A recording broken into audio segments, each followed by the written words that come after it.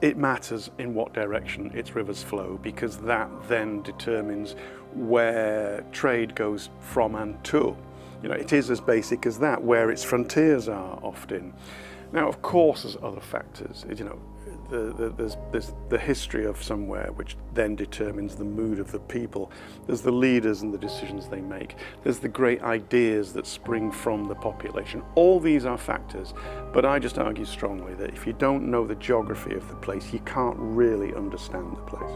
Russia is the clearest example, because with Russia, it's all there in a very stark fashion. It's got the ice pack at the top. Consequently, it needs icebreakers, and it's very difficult for it to operate a 365-day-a-year navy. You need that to be a great power. No one water port. It's got flat ground in front of it, and through that flat ground, notably this gap on the North European plain, which is called Poland, people keep invading them through that gap. And that will make the Russian people and its leaders think in a certain way. And they will always try to dominate that flat ground in front of them. That's the clearest example, but every country has examples like this.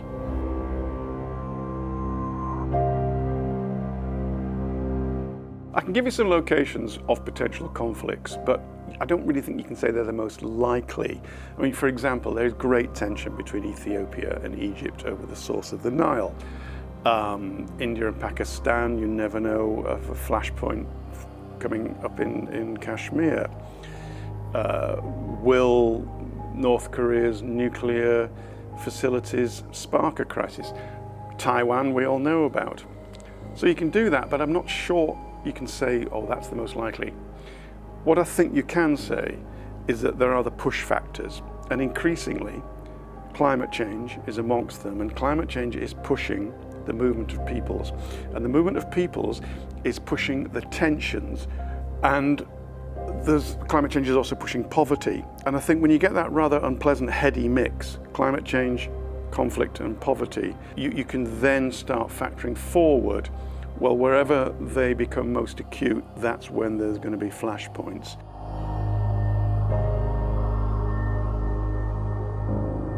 Some people argue that technology supersedes geography, and I disagree. I think it simply changes the emphasis, the geographic emphasis. And I'll give you an example. People said, oh, well, air power means sea power doesn't matter anymore. Well, it's nonsense. 85% of goods still move by the sea, and so the sea lanes and the choke points are still crucial.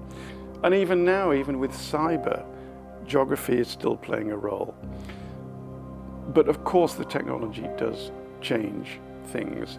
I increasingly think actually that the technology that it's allowed us to go to space will mean that there is now a geographic element of warfare in space, and we are increasingly going to have to factor in the geography of space, by which I mean the low Earth orbit belt where the satellites are.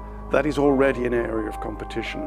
As for there being a war, certainly in the low Earth orbit, it's really interesting that there is a new version of MAD, mutually assured destruction. We all knew in the Cold War, if there's a nuclear war, we're all going to lose because we're all going to be destroyed.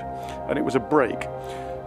There's probably going to be a similar break in low Earth orbit, because if there was an all-out war in low Earth orbit between crafts and satellites, they would be smashed to the extent that the debris would smash everybody's satellites. And given that the world economy increasingly depends on them, we would then smash the world economy and we would all lose. So there are breaks on fighting in space. But you know that the three major powers, Russia, America and China, have all now got space commands. And they intend to have full spectrum dominance, which means war fighting capability in space. So it's inevitable, it's going to be a domain of the military.